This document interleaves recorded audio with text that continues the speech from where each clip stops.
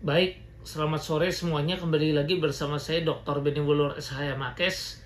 Seperti teman-teman tahu, saya setengah melakukan permohonan pilot ya terhadap Vikasa Group, yaitu yang saya lakukan adalah kepada PT Tiara ya, kemudian saya juga lakukan juga salah satunya juga terhadap Pak Agung Salim pribadi. Ya, jadi ada 2 perusahaan dan 1 pribadi yang saya lakukan. Nah, dalam hal ini saya memiliki suatu terobosan hukum. Kenapa saya bisa lakukan terhadap mereka bertiga? Ya karena ada satu temuan yang saya telah temukan. Artinya apa? Kalau ini dikabulkan, maka jelas 2 perusahaan tersebut dengan pribadinya dari Pak Agung Salim itu berada dalam pilot. Nah, kalau artinya mereka berada dalam pilot, maka artinya mereka tidak dapat lagi mengurus kekayaannya secara pribadi, tapi langsung ada di bawah kurator. Kurator tentu yang merekomendasikan adalah kami. Kami yang merekomendasikan, dan kalau kita menang, maka kurator yang kami rekomendasikan itu akan disahkan oleh pengadilan. Nah, kurator ketika berhasil ditunjuk dari nasabah, ya ditunjuk, dimohonkan persetujuan kepada pengadilan dan disahkan atau disetujui oleh pengadilan, maka kurator akan bekerja independen. Dia bisa saja melakukan audit. Nah, kalau nanti dari hasil audit itu kurator menemukan misalnya ada aliran uang ya, misalnya ada TPPU, ada dugaan TPPU atau cuci uang, misalnya mengalir lagi kepada anaknya Pak Agung, atau mengalir lagi kepada istrinya Pak Agung, misalnya diduga, ya kita selalu bahasa hukum diduga, atau kepada BCI ya, BCI diduga, sekali lagi diduga, kita selalu bahasa hukum diduga, dan kita misalnya nanti perlu dibuktikan memang. Nah, nanti dari hasil audit itu berarti ada dugaan pencucian uang. Nah, kalau ada dugaan pencucian uang, artinya apa?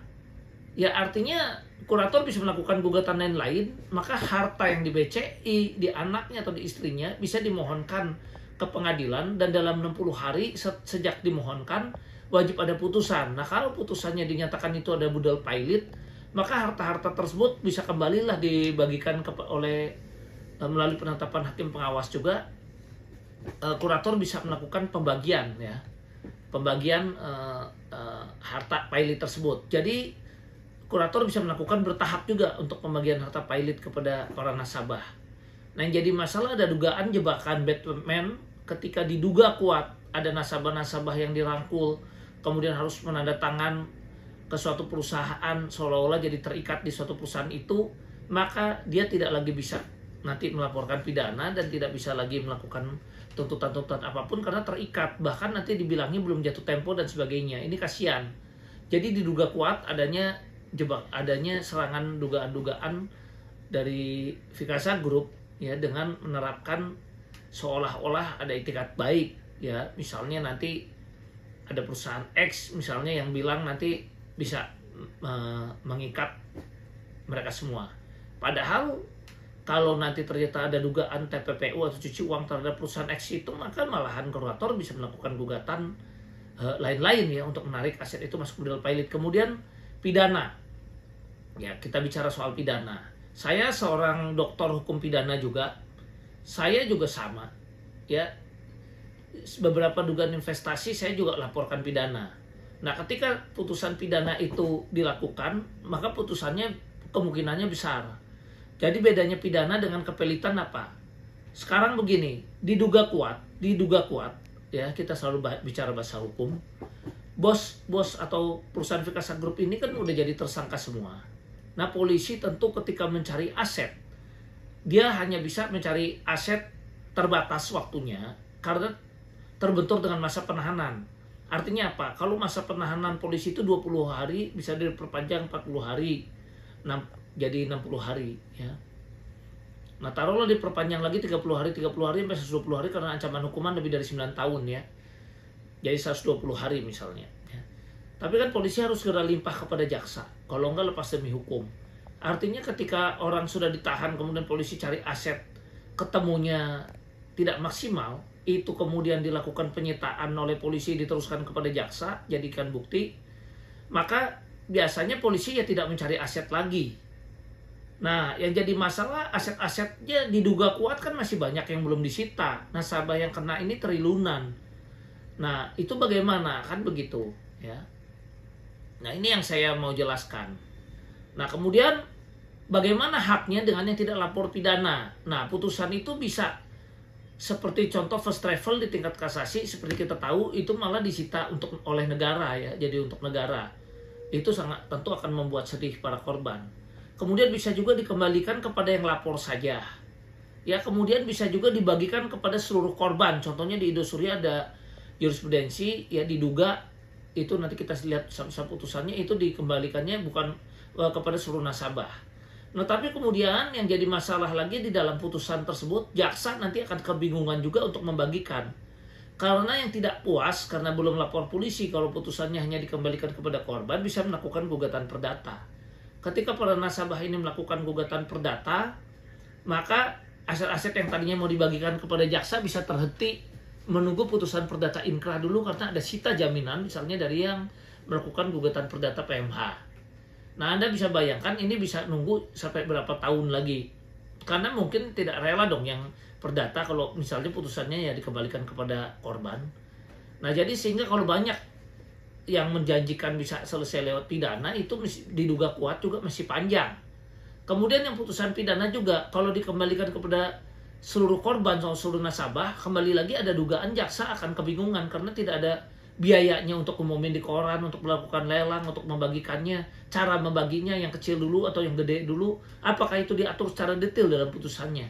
Nah, kalau nggak ada kan jaksa ini kalau hanya sekedar mengembalikan kembalian kepada korban atas mobil yang dicuri itu mudah, tapi membagikan dengan dana yang tidak cukup ini tapi kemudian harus dibagikan kepada seluruh nasabah, cara membaginya pun mereka akan kesulitan mekanisme dan biayanya. Beda dengan kalau di kepelitan.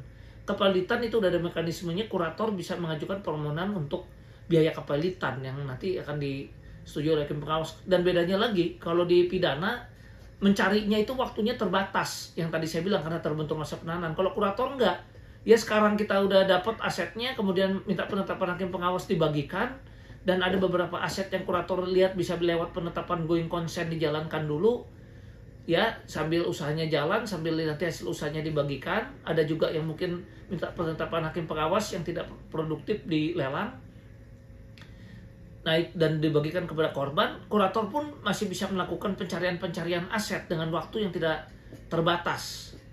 Ya, nah ini yang menjadi keunggulan daripada kurator. Kemudian kurator ketika merasa perlu, dia melihat ada ketidakadilan terhadap harta pilot yang dibagikan, yang katanya hanya untuk yang lapor pidana lah dan sebagainya, simpang siur beritanya, itu kurator lihat ini kan tidak adil. Harusnya banyak yang bisa membuktikan ada perjanjiannya, ada promissory note-nya, ada bukti-bukti tertulis yang dokumen pendukung lainnya, misalnya yang menyatakan nasabah yang lain ini juga berhak. Maka kurator bisa melakukan gugatan lain-lain, dalam hal ini melakukan gugatan kepada jaksa, otomatis untuk ditarik budel pilotnya untuk masuk ke untuk yang tadi jadi sita jaksa itu, kurator berkeberatan kemudian diminta masuk kepada budel pilot dan dalam 60 hari bisa ditarik masuk ke budel pilot.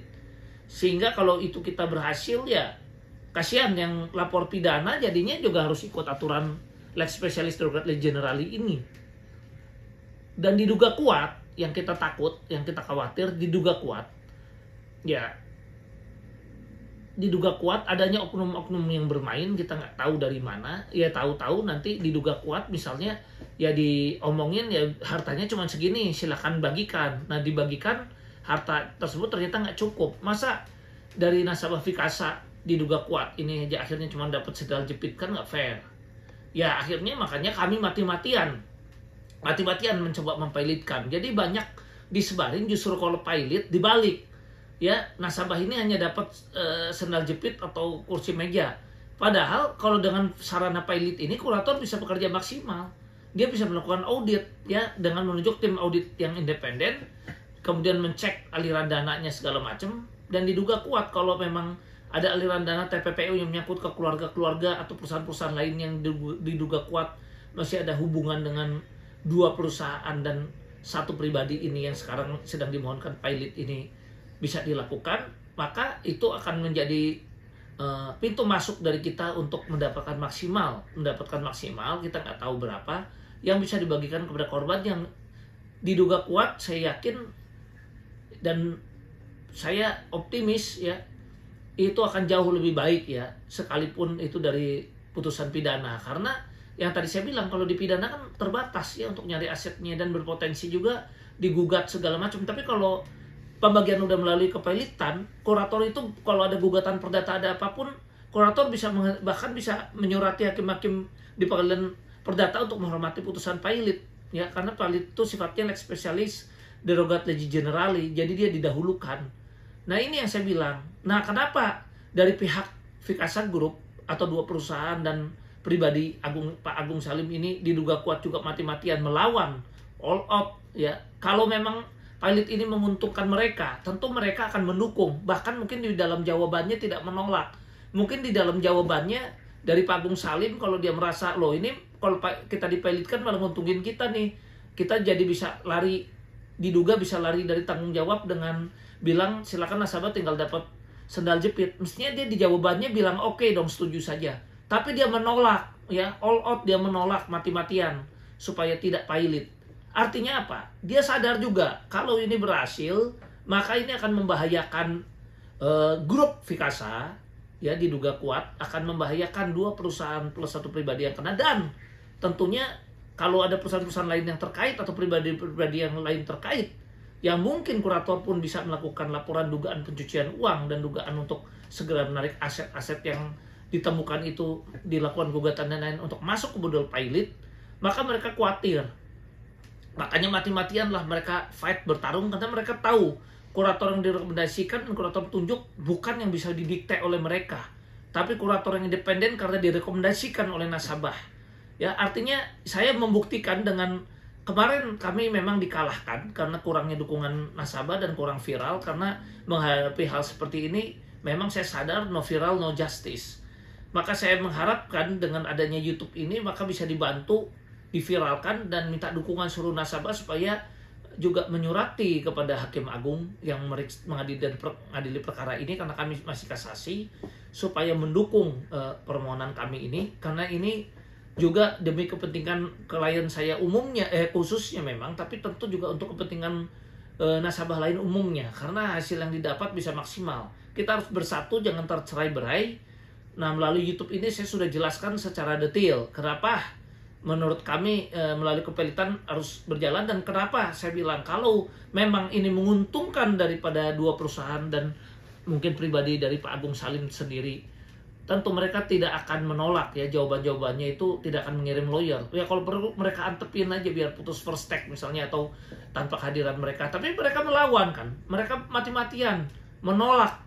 Artinya apa? Kalau orang menolak, dia kan nggak setuju, dan mereka diduga kuat takut dengan kurator independen yang kita tunjuk, dan takut dengan strategi-strategi yang akan terjadi seperti itu. Tapi tindakan ini ya memang harus dilakukan demi menguntungkan nasabah supaya dapat terbayar maksimal. Ya, karena tadi saya udah jelaskan kalau lewat pidana tadi prosesnya seperti itu, dan harta yang disita pun kan terbatas. Beda dengan kurator yang bisa terus mencari aset, dan tidak terbatas dari perusahaan ini. Kalau dilakukan audit, ada aliran dana ke perusahaan-perusahaan lain atau ke keluarga yang lainnya, kurator bisa melakukan gugatan dan lain-lain yang waktunya pun singkat, tidak bertahun-tahun, hanya dalam 60 hari, dan sifatnya serta-merta itu bisa dikabulkan, meskipun ada upaya hukum lainnya yang tetap dihormati, tapi karena sifatnya kalau di kepilitan serta-merta itu bisa langsung dijalankan. Ya, jadi demikian manfaat daripada permohonan pilot ini. Jadi mohon dukungan kepada para nasabah, mohon dukungan kepada semuanya. Maka melalui YouTube ini kita harus bersatu demi kepentingan kita bersama, dan saya melakukan somasi keras, peringatan keras kepada para pengusaha dan perusahaan-perusahaan yang telah diduga kuat menjalimi para nasabah dan klien-klien saya khususnya. Saya tidak akan menyerah, saya akan fight all out. Ya, 1000 kali saya dikalahkan, 100 kali saya dikalahkan, karena sifatnya permohonan pilot ini tidak nebis in idem, bisa dilakukan berkali-kali, maka saya akan fight Mau 100 kali saya lakukan 100 kali. 1000 kali, 1000 kali saya lakukan. Karena ini menguntungkan nasabah, saya tahu. Dan untuk itu mohon dukungan. Ya, no viral, no justice. Saya sadar betul untuk menghadapi kondisi hukum yang membuat saya sedih di Indonesia ini, tapi saya yakin bila saya fight dengan optimis, ya, dan dalam kebenaran, saya percaya Tuhan akan tolong kita semua. Dan marilah kita satukan visi misi dan hati kita untuk fight untuk mendapatkan hak kita. Saya akan all out mati-matian, dan saat ini saya tengah melakukan kasasi. Dalam minggu ini saya sudah naik mengajukan kasasi atas baru tingkat pertama. Ya memang kemarin ditolak, sayang sekali, tapi masih ada harapan di tingkat kasasi. Jadi mohon dukungan daripada para nasabah supaya juga menyurati Hakim Agung yang nantinya mengadili perkara ini supaya pilot ini dikabulkan, karena ini butuh dukungan daripada teman-teman semua. Ya kalau ada yang kenalan dengan media massa dan sebagainya juga, ini juga boleh membantu, ya. Dan mungkin tembusan bisa disampaikan juga kepada yang lain-lainnya, termasuk kepada Pak Presiden, kepada Ketua MA sekalipun, dan kepada siapapun juga pejabat yang berwenang. Karena mari kita kawal perkara ini demi kepentingan kita bersama. Salam sehat dan terima kasih.